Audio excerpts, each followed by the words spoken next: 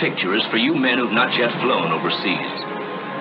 These are shots of our planes flying through Flak over France and the Low Countries, over Germany and Italy, over Jap Islands in the South Pacific. It looks tough. It is tough. This is no attempt to minimize the danger of flak. The gunners are good, particularly the Germans. Their weapons and methods are good. Good enough to lay a shell on a plane 5 miles up, flying 300 miles an hour. Nevertheless, we've got a higher percentage of planes coming back now. There are a couple of reasons for that. One is the plain guts and skill of our bombers. Another is the increasing information from our flak intelligence. Bomber crews are forewarned as to what to expect, specifically. They're told, for instance, to begin taking evasive action 3 minutes off the enemy coast. It will consist of 20-degree changes in course, made at least every 30 seconds and held for at least 10 seconds. Here, you are to gain 1,000 feet in altitude. Arriving at your initial point, make a 90-degree change of course, lose 1,000 feet, and continue evasive action until you start your bombing run. Positive statements? The men in this room prefer it that way. They've learned that a bomber formation can't just take flak as it comes. They know that these briefing room statements are based on a scientific study, and they understand why evasive action must be flown exactly as planned. So that those of you who do not know can get the same understanding, let's have a good look at this flak business. Enemy anti-aircraft weapons vary from heavy guns like the German 88mm flak, the German 105mm flak, the Japanese 75mm, to small caliber automatic weapons, like the German 20mm, or the Japanese 25mm triple pom-pom. There's a great difference in methods of fire between the heavy gun and the small caliber automatic weapon. The heavy gun destroys aircraft by using a time-fused shell to put a large explosive burst in the near vicinity of the target. It must be, and is, accurate to high altitudes. The automatic weapon depends on a dense concentration of fire, flexibly controlled. Its shells explode when they actually hit the target. A heavy gun's shell takes roughly 1 second to climb 1,000 feet. It would take then about 27 seconds for a shell to reach the 27,000-foot level. This plane represents a bomber formation flying 200 miles per hour. If the gun is aimed directly at the planes at the time the shell is fired, the formation will have moved on almost 2 miles before the shell reaches their altitude. That's why a gunner always leads his target, like a hunter firing at ducks in flight. The hunter must judge his lead and aim ahead of the duck, if he is to hit it. But because of the great altitude and speed of a bomber, the anti-aircraft gunner cannot rely on dead reckoning. His leading must be a careful mathematical calculation. First, the aircraft is picked up in an optical sight and held on the crosshair. The sight keeps tracking it continuously, obtaining its direction and angular height while a stereoscopic rangefinder determines the altitude. At night or in bad weather, the aircraft may be tracked solely by radar. Whether tracked by optical sight or by radar, the information is fed by electric cable to a director. This mechanical quiz kid digests the data and automatically computes the right lead, setting the guns. So they will fire not at where the target is now, but at where it will be at the end of the shell's time of flight. The director will then go on automatically adjusting and setting the guns, as long as the planes remain in range. Of course, guns do not fire singly, but in batteries of 4 or 6. Our symbol now represents the heavier fire of a whole battery making a continuous pattern of bursts along the plane's course. Often, several batteries are within range, and all fire with a proper lead, as produced by their own fire control instruments. Each battery maintains predicted fire until it can no longer reach the attacking planes. But new batteries take up the firing as soon as they come within range. This is called continuously pointed fire. This is what continuously pointed fire looks like. Small groups of 1 to 4 bursts move along the course of your plane, keeping pace with you as the fire control instruments supply predicted firing data constantly. This is the most accurate and therefore most dangerous kind of anti-aircraft fire. The next most accurate kind is predicted concentration. For such fire control, a master command post directs the fire of several batteries in the region. Each gun symbol represents an entire battery. The target sighted, direction, angular height, and altitude readings are taken at several points along its course. Based on these readings, an actual prediction is made as to where the target will be in the sky a certain number of seconds later, and each battery is informed. Each adjusts its gun so that a concentrated fire will strike the point of prediction at the given time. While the first salvos are on the way, a new prediction is in the making. The guns are laid on the new point, and another concentration sent on its way. Bursts occur practically simultaneously. Not as accurate as continuously pointed fire, the predicted concentration has greater volume. From the aircraft, predicted concentrations appear as groups of 10 or more bursts at spaced intervals of approximately 60 seconds.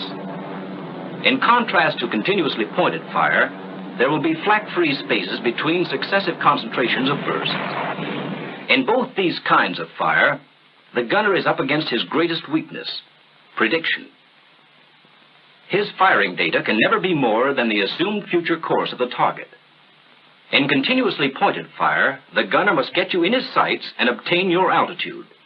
At least 5 seconds consumed here. Then the director must make its calculations and set the guns. Roughly another 5 seconds. Then the shell, climbing at approximately its 1,000 feet per second, chalks up 25 more. Continuing your present flight path for 35 seconds would place you right at the predicted point. But making a change after 25 seconds leaves the flak bursting on a course you're no longer flying. In addition, the gunner's next prediction must be refigured to fit your new course before he can fire again.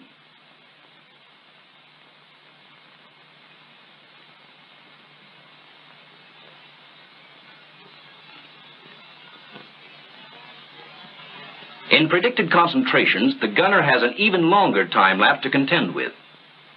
For plotting the target's course, 25 seconds. For making a prediction, 5 seconds. For the telephoning and actual setting of the guns of the various batteries, 10 more. Adding 25 seconds for approximate time of flight gives us a total of 65 seconds. However, by flying planned evasive action, that is a point you'll never reach. You can see from this that if you knew when to make changes and what changes to make, you could continuously defeat the predictions. Well, that's what Flak Intelligence has figured out. As a rule of thumb on when to make changes, you're given this. Never fly one flight path for a greater number of seconds than you are up thousands of feet. In other words, flying at 30,000 feet, make a change at least every 30 seconds.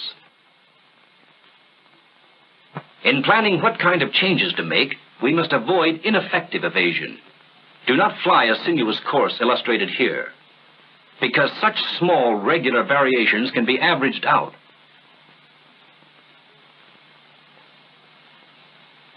The same is true for small, regular changes in altitude.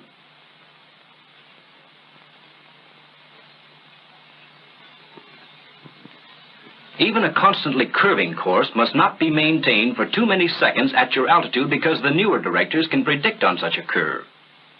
They can also predict on constant changes of altitude. When you consider the overall pattern of an evasive course in the sky, you can see that nervous minor changes are worthless. Instead, compromising between what confuses gunners the most and upsets your formation the least, we plan this sort of evasive action. Changes in course of a minimum of 20 degrees. Changes in altitude of greater than 500 feet. The two changes made simultaneously whenever your formation permits, and never held longer than the number of seconds which corresponds to your altitude in thousands of feet. You will be told to start this planned evasive action 3 minutes before reaching a defended enemy area. That's because you have no way of knowing when the gunner gets you in his sights. To ensure against flying straight and level long enough for the gunner to get off even one accurate prediction, evasive action is started before you're in range. If for any reason accurately predicted fire is impossible, the enemy can still resort to a third type of fire called barrage. Here the flak is fired into a certain volume of sky. Very roughly predicted, the individual bursts are inaccurate. But with all guns trained on this zone, a dense pattern is formed. To force the aircraft to fly through flak-filled space, the barrage is usually laid in front of the estimated bomb release line. The chances of being hit in a barrage are not as great as in the other two types of fire, since accurate prediction has been sacrificed for volume of fire. Evasive action will not carry the plane out of the barrage or affect its chances of being hit. The sooner the aircraft flies through, the better. Remember, the barrage hangs in one region of sky and is not predicted for any particular aircraft's course. However, evasive action during the approach to the target can upset the enemy's effort to effectively locate his barrage. If the defense knew your bomb run long in advance, the barrage could more effectively be placed in your path. Evasive action will add to his difficulties. Sure, we know it's easy to advise. And we know that with its sky full of bursts, barrage fire looks like the worst of them all.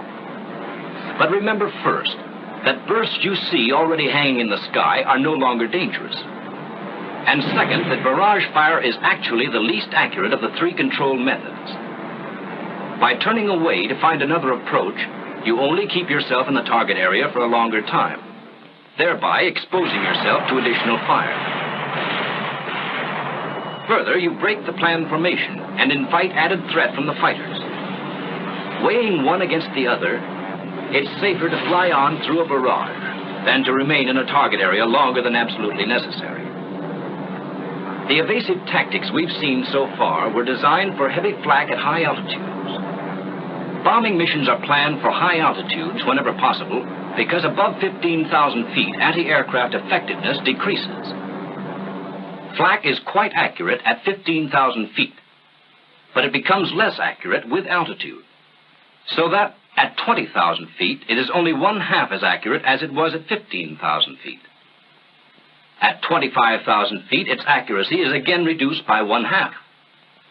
At 30,000 feet, accuracy again is cut in half. In general, flak accuracy is reduced by 1/2 for every 5,000 feet increase in altitude. A common belief is that a magic medium altitude exists, where heavy flak has not yet become effective and light flak cannot reach. How wrong this legend is can be learned in a brief examination of the enemy's major guns. All light flak is effective up to 4,000 feet, and some special types are effective up to 10,000. Heavy flak becomes effective at about 3,000 feet, lowest level for which its time fuses can be set, then goes on to reach as high as 37,000 feet. This means that a medium altitude mission, say just about 10,000 feet, offers protection only against light flak. When we know that both light and heavy can be expected, the safest altitude is either as high as possible or as low as possible, right down on the deck. Flying on the deck renders heavy guns impotent, and at the same time gives the light automatic weapons their toughest possible traversing job because of your high angular velocity. It also enables you to surprise anti-aircraft defenses by making use of defilade caused by trees, houses, and low hills. Further, it affords a chance to come in on enemy positions with forward guns blazing. Evasive tactics at this low level, however, will differ greatly from those at high altitude.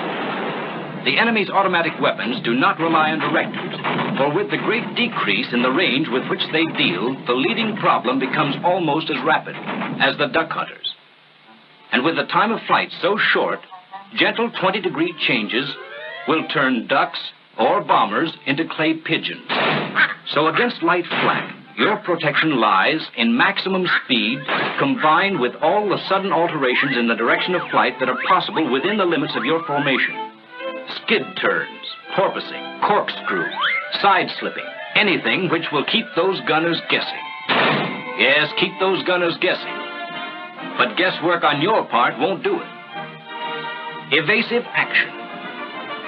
Routes to and from the target, the initial point, and the bomb run all must be planned to take advantage of the latest available flak intelligence. And even more important, all must then be flown exactly as planned.